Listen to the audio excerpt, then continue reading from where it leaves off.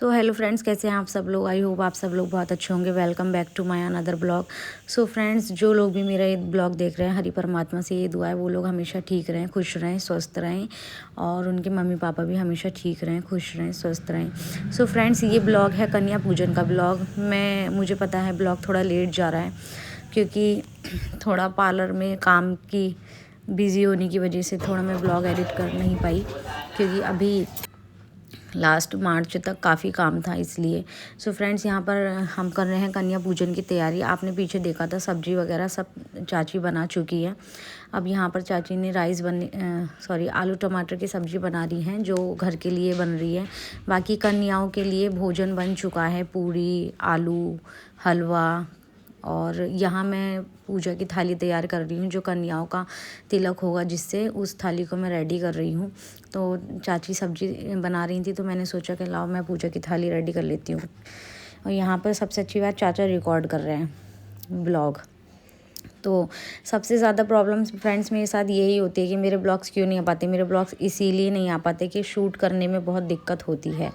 कि बरेली में मेरे पास रिंग लाइट नहीं है, मुरादाबाद में तो रिंग लाइट है, तो यहाँ पे तो मैं शूट कर लेती हूँ। लेकिन बरेली में मेरे पास रिंग लाइट प्रॉब्लम की वजह से मैं ब्लॉग शूट नहीं कर पाती, क्योंकि दूसरे से भी हम कितना ही ब्लॉग शूट करवा लेंगे, इसलिए बहुत दिक्कत पड़ती है। इसलिए मेरे ब्लॉग बहुत ही कम आ पाते हैं। ऑलमोस्ट मैं शॉर्ट्स ही डालती हूँ। तो यहाँ पर कन्या पूजन के लिए थाली मैंने रेडी कर ली, और यहाँ पर सारे बच्चे आ चुके हैं। बस इन बच्चों को, मतलब कुछ बच्चे आ चुके थे, कुछ बच्चे नहीं आए थे, तो हम बच्चों का वेट कर रहे थे कि बच्चे आएँ तो फिर चाची कन्या पूजन करें। तो पूजा तो चाची कर चुकी थी, जो अग्यारी पर भोग चढ़ाते हैं वो तो चाची चढ़ा चुकी थी। तो यहाँ पर अब बच्चे आ गए हैं। सो फ्रेंड्स, यहाँ पर सभी बच्चे आ चुके हैं, तो चाची खाना सभी बच्चों को खाना देंगी। मतलब यहाँ पर कन्या ऐसे होता है कि यहाँ पर जब बच्चे आते हैं ना, तो अपने घर से ही प्लेट लेकर आते हैं। मतलब हमारे मुरादाबाद में तो ऐसा नहीं है। मुरादाबाद में तो बच्चे आते हैं ना, तो डिस्पोज़ल प्लेट्स मंगा ली जाती हैं, तो उन डिस्पोज़ल प्लेट्स में ही बच्चों को खिलाया जाता है। लेकिन बरेली में ऐसा है कि बच्चों को कन्या पूजन के लिए एक दिन पहले इन्वाइट किया जाता है। हमारे यहाँ तो उसी दिन बुलाया जाता है, लेकिन यहाँ पर बरेली में एक दिन पहले इनवाइट किया जाता है कि कल दावत है, आना, इस तरीके से कह के। और बच्चे सब अपनी अपनी थाली, मतलब प्लेट और ग्लास लेकर आते हैं अपने साथ में, और जो भी खाना, जितना इन्हें खाना होता है ये खा लेते हैं, और जो बचता है ये ले जाते हैं। तो यहाँ पर चाची सबके पैर धुलवा रही हैं। तो आप लोग, और हाँ फ्रेंड, आप लोगों को अगर ब्लॉग इंटरेस्टिंग लगे तो प्लीज़ ब्लॉग को लाइक कीजिएगा, कमेंट कीजिएगा, और जो भी चैनल पर नए हैं प्लीज़ चैनल सब्सक्राइब कीजिएगा।